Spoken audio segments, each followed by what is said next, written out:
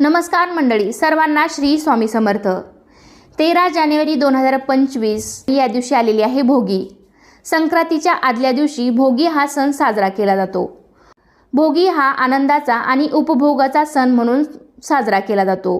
तसेच भोगी या शब्दाला दुसराही अर्थ आहे। जेव्हा आपण देवाला नैवेद्य अर्पण करतो तेव्हा त्या नैवेद्याला भोग म्हणतात। याचप्रमाणे भोगीच्या दिवशी विशिष्ट पदार्थ तयार करून सवाष्णीला जेवायला बोलवतात आणि जर ते शक्य नसेल तर मग त्या पदार्थांचा शिदा तिच्या घरी दिला जातो। तर यालाच भोगी देणे असे म्हटले जाते। न खाई भोगी तो सदा रोगी असं आपण लहानपणापासूनच ऐकत आलो आहोत। आपल्या आईवडिलांनी, आजी आजोबांनी, आपल्या ज्येष्ठ मंडळींनी आतापर्यंत आपली भारतीय संस्कृती, परंपरा, सणवार, उत्सव हे जपत आणले आहे आणि पुढे पण ते जपलं गेलं पाहिजे हे आपलं कर्तव्य आहे। बरोबर ना मंडळी? तर त्या निमित्ताने आपल्याकडे प्रत्येक सणवार, व्रतवैकल्य, प्रथा का व कशी साजरी केली जाते याबद्दलचे संपूर्ण ज्ञानसुद्धा आपल्याला असणं गरजेचं आहे।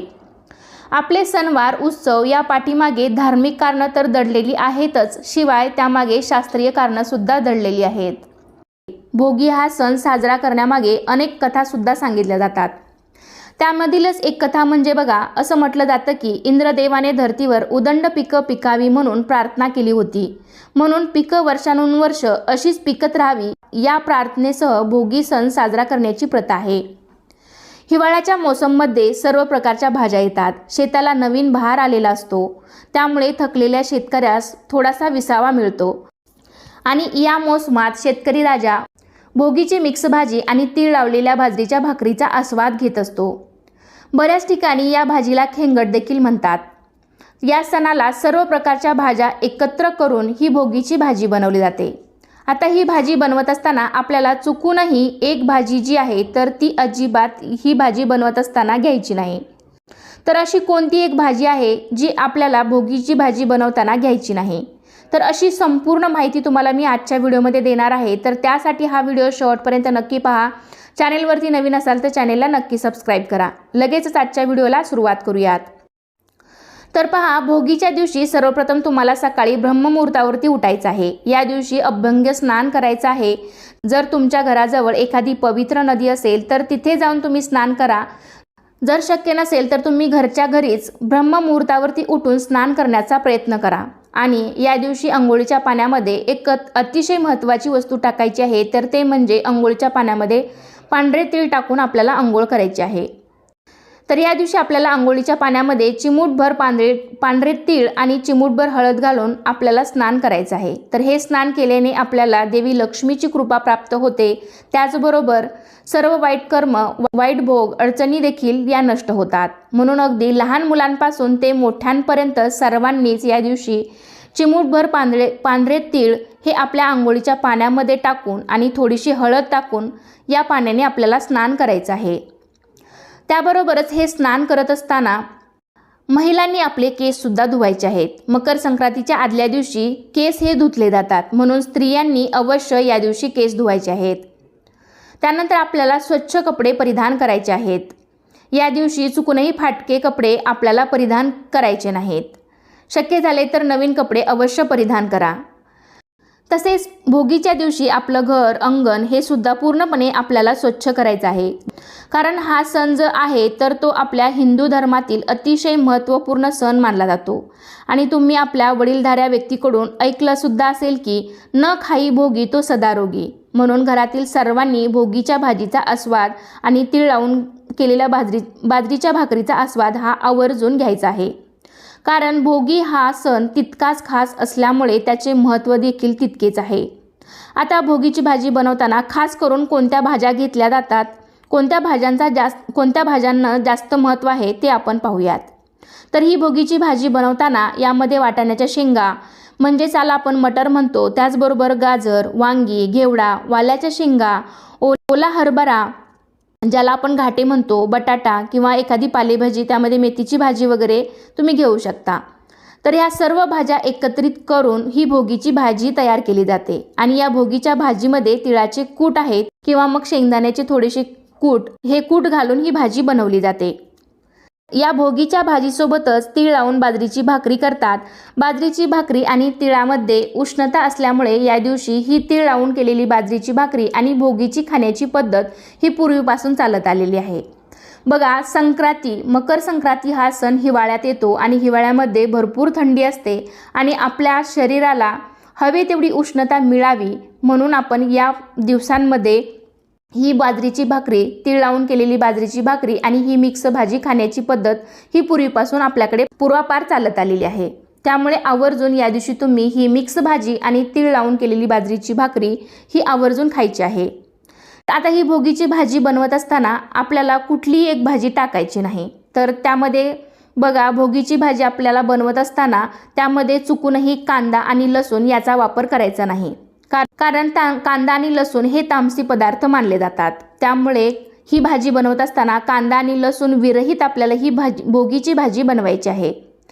कारण या भोगीच्या भाजीचा नैवेद्य सुद्धा आपण देवाला दाखवतो. त्यामुळे कांदा लसूण विरहित आपल्याला ही भाजी बनवायची आहे. त्यामुळे तुम्ही ही भाजी बनवत असताना कांदा आणि लसूण याचा वापर सुद्धा चुकूनही करू नका. हिंदू धर्मात पूजा आणि उपवास करताना अनेक शाकाहारी गोष्टीसुद्धा खाण्यास मनाई केलेली आहे. प्रामुख्याने पूजापाठ करत असताना किंवा उपवास आपण करत असतो तर त्यामध्ये मांसाहार आणि तामसिक पदार्थ हे वर्ज्य मानले आहेत. हिंदू धर्मात पूजापाठ, उपवास या सर्व गोष्टींना खूप महत्त्व आहे. तर तामसी पदार्थ कोणते आहेत? तर कांदा आणि लसूण हे तामसी पदार्थ मानले जातात. तर बऱ्याच जणांना असा प्रश्न पडत असेल की कांदा लसूण उपवासाला किंवा कुठल्याही आपण जो पूजा करतो तर त्यामध्ये वर्ज्य का सांगितले जातात किंवा ते पूजा किंवा उपवास असेल तर त्यावेळेस खाऊ नये असे का सांगितले जाते? तर बघा, 3 वर्गांमध्ये भोजनाचे विभाजन केलेले आहे. वैदिक शास्त्रानुसार मनुष्याचे भोजन 3 वर्गात विभाजित करण्यात आलेले आहे. यामध्ये सात्विक भोजन, राजसिक भोजन आणि तामसिक भोजन असे भोजनाचे 3 प्रकार पडतात. प्राचीन काळापासून असे म्हटले जाते की मनुष्य जसे अन्न खातो तसे त्याचे वर्तन असते. अर्थातच आपण खात असलेल्या अन्नाचा परिणाम आपल्या वागण्यावर, बोलण्यावर, शरीरावर हा होत असतो. त्यामुळेच शास्त्रामध्ये उपवास करत असताना, पूजापाठ करत असताना सात्विक भोजन करण्याचा सल्ला देण्यात येतो. शिवाय तामसिक भोजन वर्ज्य मानण्यास सांगितले जाते. सात्विक भोजन कोणते आहे? बघा, वैदिक शास्त्रानुसार ज्या अन्नात सत्वगुण जास्तीत जास्त असतात अशा भोजनाला सात्विक भोजन म्हणून संबोधले जाते. तर त्यामध्ये तूप, दूध, मैदा, हिरव्या पालेभाज्या, फळे या गोष्टींचा समावेश होतो. सात्विक भोजनामध्ये या सर्वांचा समावेश होतो. या पदार्थांचा भोजनात समावेश केल्यामुळे मन शांत राहते, शरीर निरोगी राहते आणि आपल्यामध्ये एक प्रकारची सकारात्मक ऊर्जा निर्माण होते. त्यामुळे प्रत्येक पूजेत किंवा तुम्ही उपवास केला असेल तर त्यावेळेस सात्विक भोजन खाण्याचा सल्ला आपल्याला देण्यात येतो किंवा त्यावेळेस सात्विक भोजनच करावे असे सांगितले जाते. त्यानंतर भोजनाचा दुसरा प्रकार आहे राजसिक भोजन. वैदिक शास्त्रानुसार ज्या अन्नपदार्थामध्ये जास्तीत जास्त मसाले आणि तेलाचा वापर होतो त्याला राजसिक अन्न म्हणून ओळखले जाते. यामध्ये मटण, चिकन, अंडी, मासा यासारख्या मांसाहारी पदार्थांचा देखील समावेश केला जातो. हे पदार्थ पचनास जड असतात. शिवाय असे भोजन खाल्ल्याने शरीरात आळशी वृत्ती वाढते. त्यामुळे हिंदू धर्मात शुभ कार्यास असे पदार्थ हे निषिद्ध मानले जातात. म्हणजे असे पदार्थ खाऊ नये असे सांगितले जाते. यानंतरचा प्रकार आहे ते म्हणजे तामसी पदार्थ. ज्या पदार्थामुळे रक्तप्रवाह वाढतो किंवा कमी होतो अशा पदार्थांना तामसी पदार्थ म्हटले जाते. असे पदार्थ सेवन केल्याने मनुष्यात राग, अहंकार, चिडचिडपणा आणि द्वेष यासारखे भाव वाढतात. त्यामुळे हिंदू धर्मात पूजापाठ करत असताना, उपवास केल्यावर असे पदार्थ खाऊ नयेत असे सांगितले जाते. त्यामुळे उपवास करताना कांदा लसूण खाऊ नये असे सांगितले जाते. विशेष म्हणजे कांदा आणि लसूण या पदार्थांचा समावेश तामसिक पदार्थामध्ये होतो. त्यामुळे शाकाहारी असून सुद्धा कांदा आणि लसूण हे पूजापाठ किंवा उपवास करत असताना वर्ज्य सांगितले जाते. किंवा पूजापाठ करताना किंवा तुम्ही एखादा उपवास केला असेल तर तो उपवास सोडताना कांदा आणि लसूण खाऊ नये असे सांगितले जाते. जेव्हा तुम्ही ही सकाळी भोगीची भाजी बनवणार आहात तर ही भाजी बनवण्यापूर्वी तुम्हाला सांगितल्याप्रमाणे स्वच्छ स्नान करायचं आहे, केस धुवायचे आहेत आणि त्यानंतर तुम्हाला ही भाजी आणि भाकरी बनवायची आहे.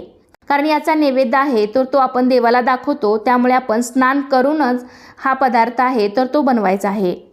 जेव्हा तुम्ही ही भोगीची भाजी बनवणार आहात तेव्हा पहिली भाकरी आणि थोडीशी भोगीची भाजी ही तुम्हाला एका ताटामध्ये घेऊन सर्वात प्रथम देवाला याचा नैवेद्य ठेवायचा आहे आणि त्यानंतर तुम्हाला ही जी आपण जो नैवेद्य ठेवलेला आहे तर तो तुम्ही नंतर गाईला खाऊ घालू शकता। या दिवशी गाईला घास देणे सुद्धा अत्यंत शुभ मानले जाते।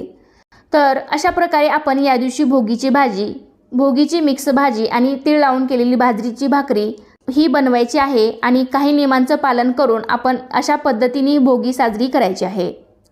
तर कसा वाटला तुम्हाला आजचा व्हिडिओ नक्कीच मला कमेंटद्वारे सांगा। व्हिडिओ आवडला असेल तर व्हिडिओला लाईक करा, तुमच्या फ्रेंड फॅमिलीमध्ये शेअर करायला विसरू नका आणि असे छान छान माहितीपूर्ण व्हिडिओ पाहण्यासाठी आजच आपल्या चॅनलला सुद्धा नक्की सबस्क्राईब करा।